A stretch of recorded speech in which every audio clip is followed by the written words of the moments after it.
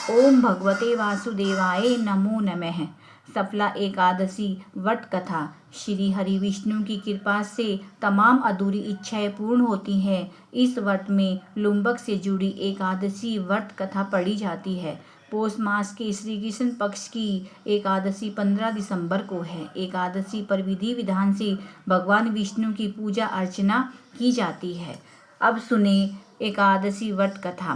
युधिष्ठिर ने पूछा, पौष मास में श्री कृष्ण पक्ष में जो एकादशी होती है उसका क्या नाम है, उसकी क्या विधि है और उससे किस देवता की पूजा की जाती है। श्री कृष्ण भगवान ने कहा, पौष मास के श्री कृष्ण पक्ष में सफला नाम की एकादशी होती है। उस दिन विधि विधान से विधि पूर्वक भगवान नारायण की पूजा करनी चाहिए। सफला एकादशी को विशेष रूप से दीपदान करने का विधान है। रात को वैष्णव पुरुषों के साथ जागरण करना चाहिए। जागरण करने वाले को एकादशी का पूर्ण फल मिलता है। अब सफला एकादशी व्रत की कथा सुनो। चंपावती नाम के राज्य में राजा महिष्मत रहता था। महिष्मत के 5 पुत्र थे। सभी बड़े अच्छे थे, लेकिन सबसे बड़े वाला बेटा पापी था। राजा के पैसों को वह पाप कर्म में खर्च करता था। वह दूसरे को धोखा देता था।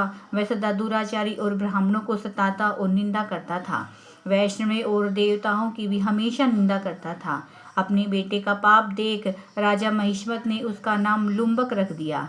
फिर पिता और भाइयों ने उससे पीछा छुड़ाने के लिए उसे राज्य से निकाल दिया। लुम्बक उस नगर से निकलकर वन में चला गया। वहीं रहकर उस पापी ने लूटपाट शुरू कर दी। वह चोरी करते देख एक दिन चोरी करते जा रहा था कि राजा के सिपाहियों ने उसे पकड़ लिया। उसने अपने को राजा महिष का पुत्र बताया तो सिपाहियों ने उसे छोड़ दिया, लेकिन राज्य में जाने नहीं दिया। वह पापी वन में रहने लगा।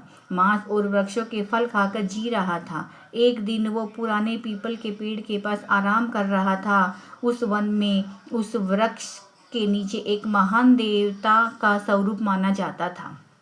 एक दिन किसी पुण्य के प्रभाव से उसके द्वारा एकादशी व्रत का पालन हो गया। पौष मास में श्री कृष्ण पक्ष की दशमी के दिन लुम्बक ने वृक्षों के फल खाए और रात भर सर्दी का कष्ट भोगा।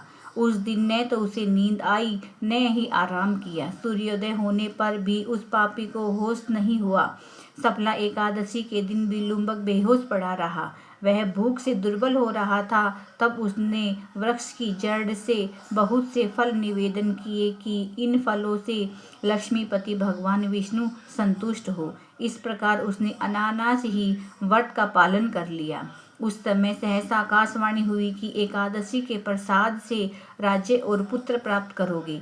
तब से वो भगवान विष्णु के भजन में लग गया। उस समय भगवान विष्णु की कृपा से उसके मनोग नामक पुत्र उत्पन्न हुआ। इस प्रकार जो सफला एकादशी का उत्तम व्रत करता है वह इस लोक के सुख भोग कर मरने पर मोक्ष को प्राप्त करता है।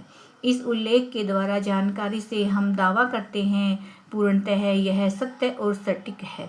ओम भगवते वासुदेवाय नमो नमः। ओम भगवते वासुदेवाय नमो नमः।